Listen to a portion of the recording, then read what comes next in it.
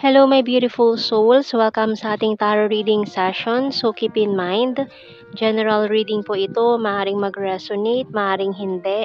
Kunin nyo na lang po kung para sa inyo and leave the rest.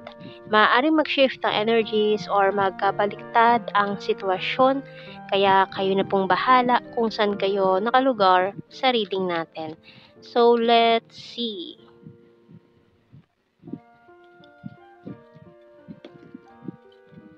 So we have here, wow, butterfly, change, spiritual awakening. Talagang malaking pagbabago na naman ang magaganap dito. And it's an open book.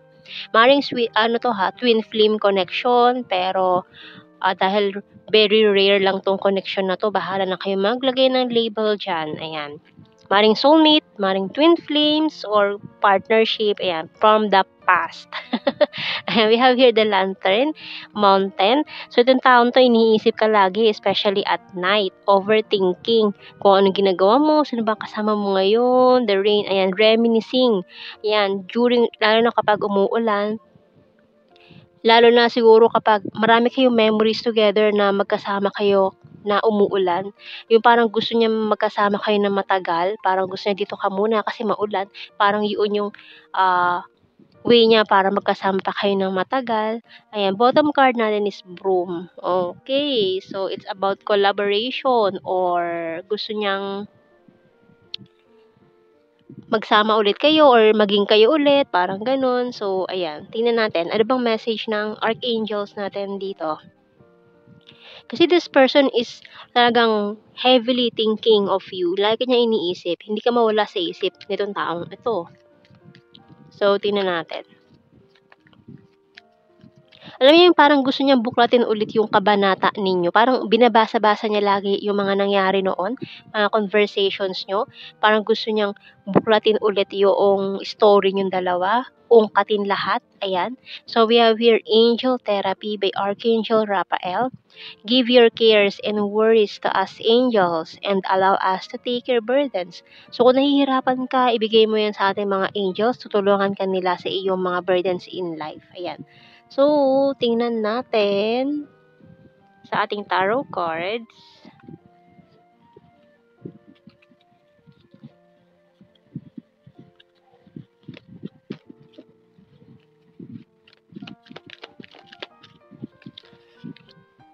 Oops. Wait lang. Shuffle lang tayo ng matindi-tinding shuffle dito.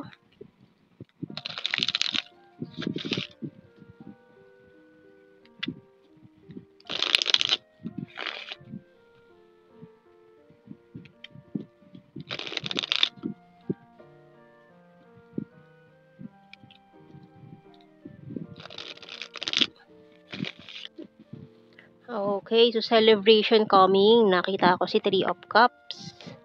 Celebration, maring reunion, and Queen of Pentacles, the Hanged, Ten of Cups, Ten of Wands, 10-10.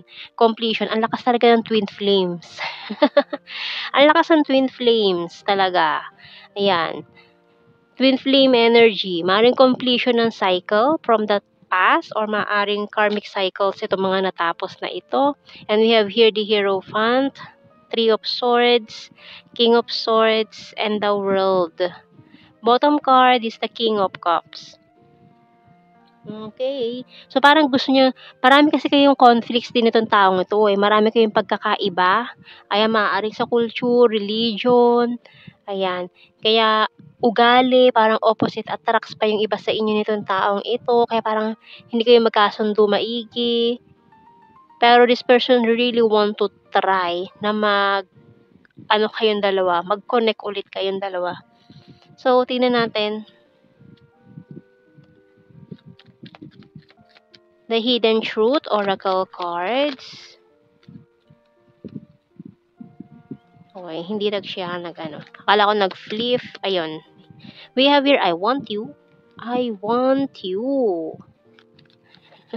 Parang The Boys. I want you. Ayan. I wish I had treated you better. And I love you. Oh, I want you. Tapos, I love you. Siguro dati, gusto ka lang niya. Iba kasi yung gusto lang sa mahal ka eh. Kumbaga dati, siguro, gusto ka lang niya. Pero ngayon, mahal ka na daw niya. Do'n niya siguro na-realize na mahal ka na niya nung nagkaroon kayo ng, separation, no contact situation. I know I was a distraction from your pain.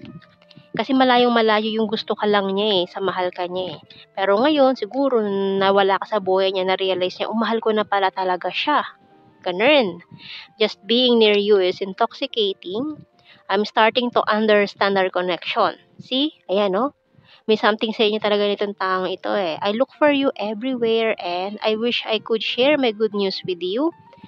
We will be together again. Okay, so ayan, naniniwala talaga siya na magkakasama pa ulit kayong dalawa nitong taong ito. Ayan. So talaga may something sa inyong dalawa, na hindi niya siguro din ma-explain. Siguro kung hindi pa siya aware sa twin flame connection. So, ayan. And we have here, I'm addicted to you. I want to see you this week and giving up. Caught in the middle. So, nagkaroon ng issue na naman sa third party. So, it hurts so badly. I have fear and anxiety. You're my rest and my healer, and money is important. So, maaaring nga nagkaroon nga ng karmic cycle na natapos na. With this 1010 angel number dito, it's about completion, ng mga kung ano ng mga cycles, na magsisimula ulit ng panibagong cycle, new beginning. Ayan, bottom card natin, can you forgive me? O, diba? So, this person is asking for your forgiveness, na sana okay pa, maayos pa to. Ayan. So, pwede pa ba? Nalala kong twin flame connection to. Ayan. Tingnan natin. Tingnan natin sa initials. YH. Kunin natin to. MQ. Letter V. U. Letter T. R. And F. Bottom card is A. Ayan. And tingnan natin sa ating blue card. We have here prophecy. So, hindi natin may iwasan yan. Yung mga mangyayari, hindi natin mapipigilan yan. We have here engagement and regret. Ayan na naman tayo sa mga regret energies from the past, no? Okay, so tingnan natin sa ating general signs and the messages.